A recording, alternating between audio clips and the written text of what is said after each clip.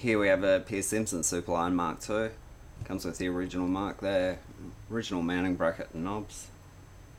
In perfect condition, this one. Give it about probably a 7, 7.5 out of 10 for cosmetics look, about a 7 out of 10 actually. 10 out of 10 for performance. We've got the volume, squelch, mic gain, RF gain, clarifier, and the square calibration. Got the channel selector there, got the channel display with the LED indicators for AM upper lower sideband, got the channel 9 on and off switch, CBPA, noise blanket, noise limiter. We've got the switch for the meter there, and the switch for AM upper lower sideband. Chuck it on. There hasn't been anyone on in the previous 2 videos I've done, so we'll see how we go here. Lower sideband.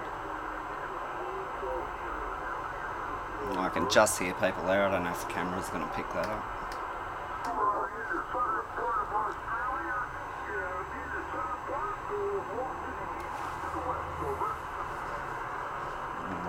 Sounds like America.